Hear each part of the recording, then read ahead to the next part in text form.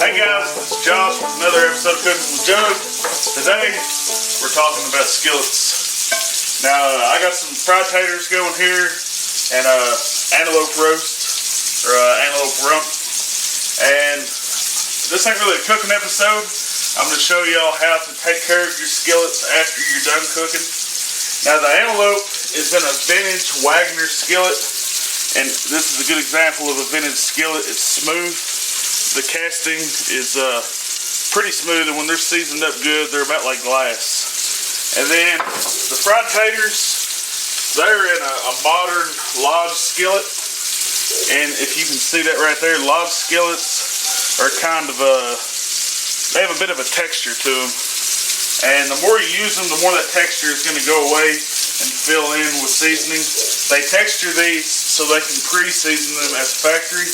And it's nothing to be afraid of, because they can turn out just as good as your vintage skillets. Alright, when I'm cooking with my iron skillets, I like to use a metal spatula. And these are getting harder and harder to find at stores. But this metal spatula has rounded corners. It doesn't have squared off, sharp corners. And what that's going to do is when you're in here scraping stuff around, flipping stuff over, those round corners are not going to cut into your seasoning and damage your seasoning. You can see there the round corners on there, right here, and right here is where I'm talking about. So this is a great spatula for your cast iron skillets. And another thing too, if you want to cut something in your cast iron skillet, make sure you're going very gentle and you're going up and down. You don't want to drag across your skillet, because that's going to cut your damage your seasoning as well. And another thing, I use a whole lot that I don't have one clean right now, but this obviously is not the right thing. But wooden spatulas, I use a lot of wooden spatulas when I'm cooking in my cast iron, and they're great too. Same thing, they're not going to damage your seasoning, damage your skillets. So get the right utensils.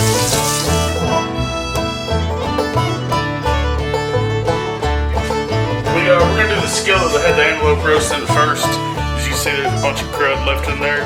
It's not too bad, because this is one of my better skillets. So what we're going to do first is we're going to come over here and we're going to get the water going. And we want that water good and hot, because you want to wash a hot skillet out with hot water. If you don't do that, you're going to end up warping your skillet, or even worse, cracking it. So we'll come over here and just give it a good splash. My skillet wasn't as hot as I thought it was, because usually that will flash steam. So we're going to dump all that crud out.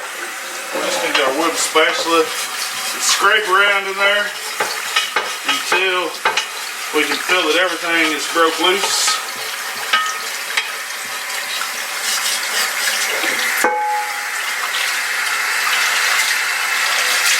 I just want to dump the water out. Maybe hit it again.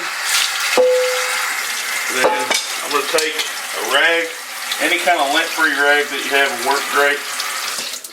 And we're just going to wipe that thing out.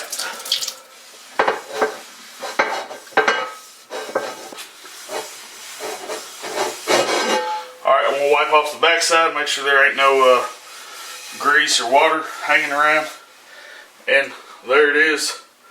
That's cleaning out my skillet. No soap. Just hot water on a hot skillet. We're going to put it back on the burner in medium to low heat, and we're going to heat that skillet back up. And what that's going to do is that's going to burn off any moisture that is left behind from washing it. And then we'll give that probably 5 minutes or so and go from there. Alright, we're going to move on to the skillet that our taters were in. And as you can see, this one is a little bit worse off. We've got some stuff that's stuck up in here. And so we're going to come over here. And I probably wouldn't need to use soap on this skillet. But just to show y'all that soap on cast iron is not the devil, I'm going to anyways. A lot of people say not to use soap. I've never minded using soap. I use soap regularly on all my skillets if it's a little bit extra nastier than just wiping it out. And all my skillets are still in great shape after using soap on them. So I'm gonna hit that with a little bit of hot water. Let that sizzle and steam like it is. Swirl it all around. Maybe hit it again. And then I'll come in here with my spatula, scrape around as fast as I can.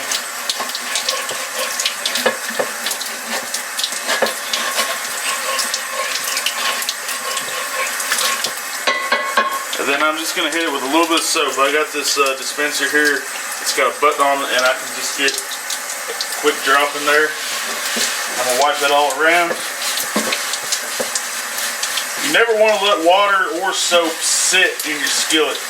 So if you're going to put soap in your skillet, you want to get it out as quick as you can. And just that little bit right there done it. Make sure you get all of it out.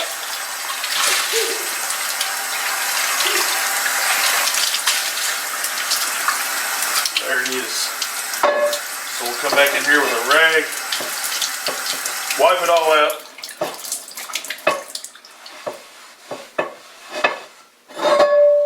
Flip it over.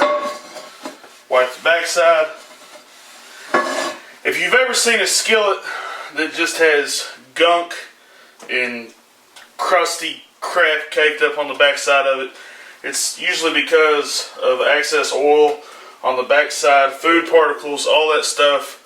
People never wiped off the back of their skillet. So, always want to make sure to wipe off the back of it. Because when you crack an egg, stuff runs down. When you're spooning stuff out, you get grease and stuff that runs down the side. So we'll put this back on the burner. Same thing, medium to low heat for about 5 minutes. Let all that moisture burn out. And we'll go from there. Alright y'all, our skillets are good and dry and warm and ready for some seasoning. I like Crisbee seasoning.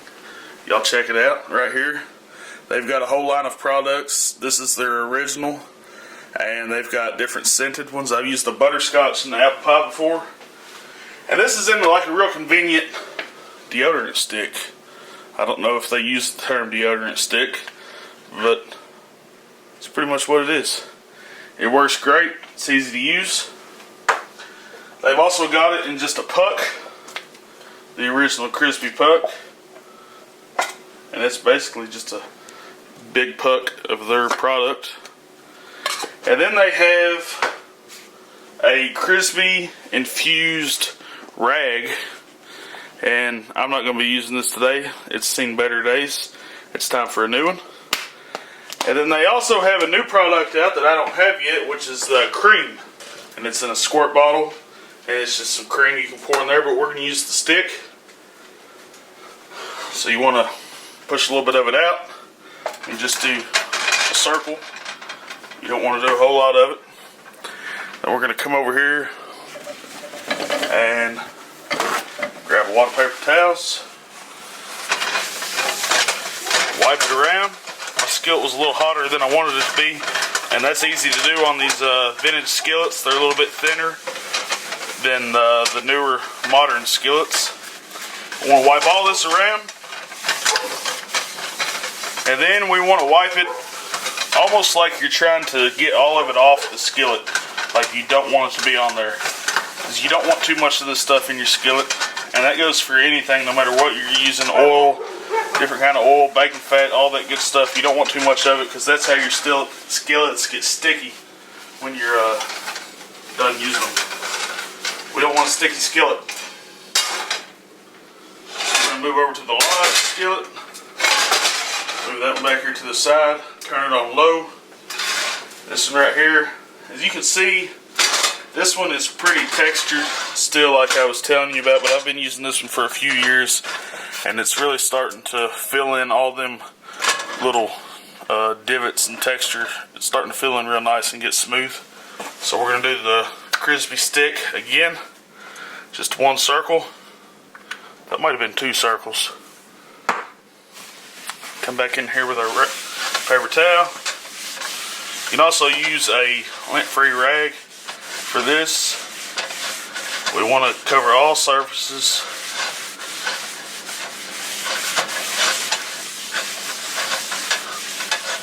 Wipe it Extra good, like I said, almost as if you're trying to get rid of all the product. Bam! Remove that to low. Let those sit on low for just a couple minutes and then turn them off. And you've got 2 clean and re-seasoned skillets. Alright guys, we got both of our skillets done, clean, re-seasoned, ready to go back on the wall. That one's kind of hot. I'll set that one down. But just a review of what we talked about. Cooking your skillet as soon as you're done cooking, or as soon as you're done with the skillet. I know some people like to leave the food in it and serve out of the skillet. That's fine. If you do, just heat it back up. Hit it with some hot water. But in review, take your nasty, dirty skillet while it's still hot over to the sink. Hit it with hot water. Scrape it out with something like this. Or Lodge makes these nice little Teflon cast iron scrapers. This one's got the ribs in it for the griddles. Scrape it out with something like that. If it's extra nasty, hit it with a little bit of soap. Soap's not the devil. I know a lot of cast iron people think it is. I'm not afraid of it. But if you use soap, make sure you wash it out immediately. You don't want to let that soap sit in there, because soap is meant to break down grease and oil. And your seasoning is basically just grease and oil coating. So you want to get that soap out of there immediately. You can use it, just don't use a lot of it and don't let it sit in there. Throw your skillets back on your burner after you've got them good and dry. Turn them on medium to low heat. Let that moisture burn out of them. Put you a little bit of Crisbee in there. If you don't have Crisbee, get some. Or use olive oil, canola oil, whatever, until the Crisbee comes in the mail. And then wipe it out like you're trying to completely get rid of it. And that's it. You got a clean skillet. Ready to go back on the wall.